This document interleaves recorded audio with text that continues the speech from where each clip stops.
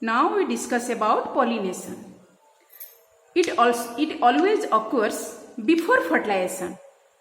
In this process, pollen grains are transferred from anther of a flower to the stigma of the same flower or another flower of the same plant or another plant. It is called as pollination. It divides into two parts, or it is of two types: self-pollination and cross-pollination. Self-pollination, and we discuss about self-pollination. It is the process of transfer of pollen grains from the anther of a flower to the stigma of the same flower or another flower, but the same plant. That means self-pollination occurs at the same plant. It is called as self-pollination. It also divided into two types: autogamy and zooitonogamy.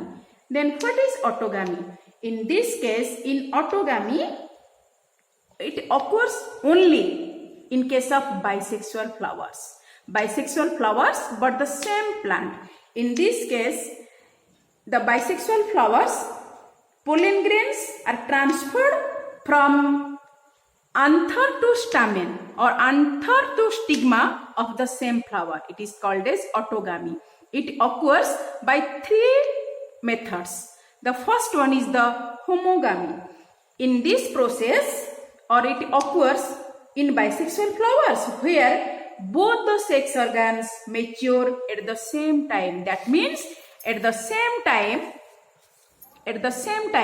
both anther and stigma of the bisexual flowers are matures. This is called as homogamy.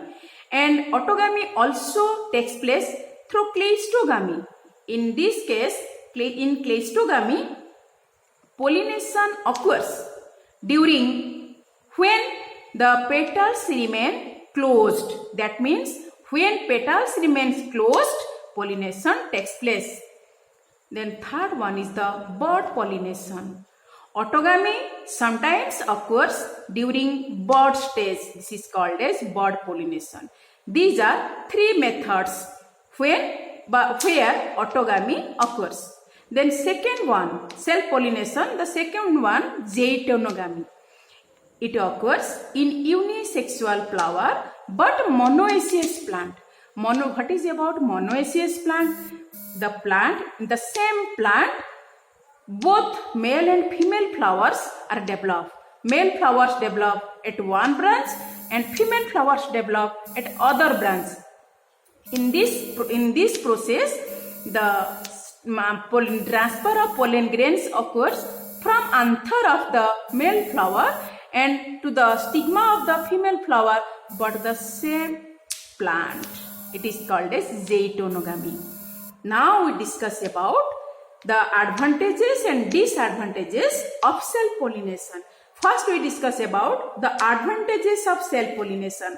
The first one is the external agents are not required. It does not require any external agents. The second point is there is less wastage of pollen grains. Third is it eliminates some unwanted recessive characters. And fourth one is it always maintains the purity of the species or the purity of the parents. These are the advantages. And disadvantages, there are no possibility of varieties. Variation does not occur. Immunity to disease decreases.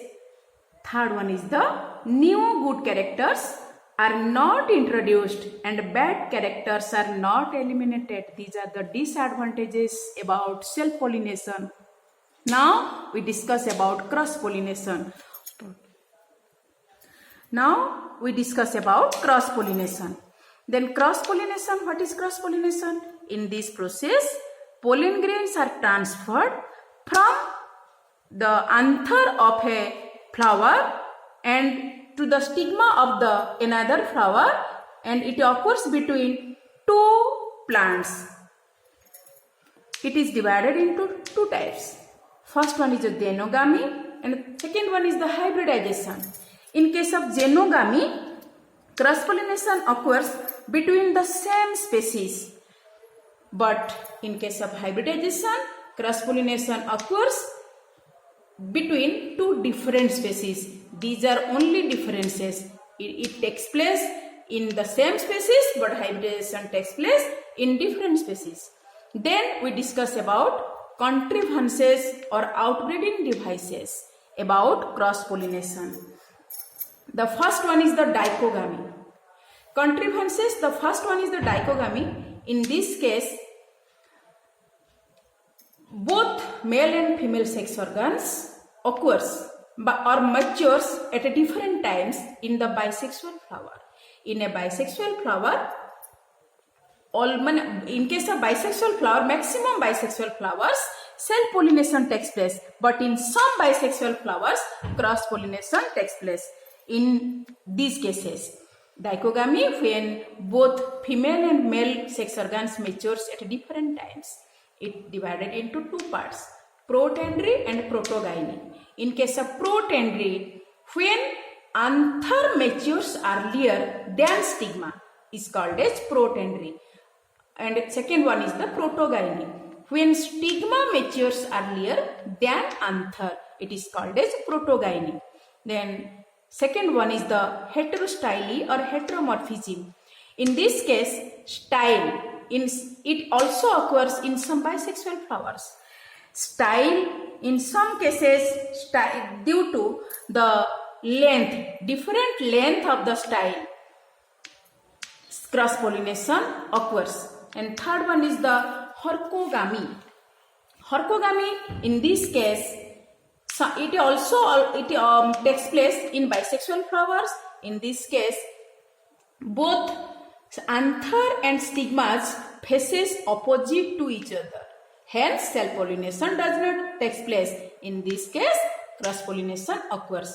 And the last one is the self-sterility or incompatibility. Self-sterility or incompatibility in some bisexual flowers, due to some genetic problem, pollen grains fail to germinate on stigma of the same flower. In that case, cross-pollination takes place. Now we discuss about advantages and disadvantages.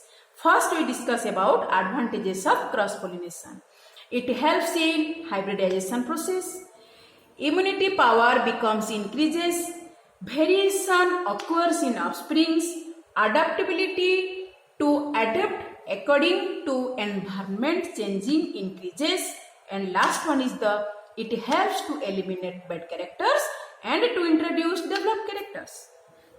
Now, disadvantages. The first is it requires external agents. Without external agents, cross-pollination does not take place.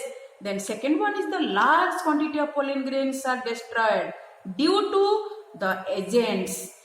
And third one is it may develop unwanted characters. Then according to the varieties of external agents, cross-pollination are also different types.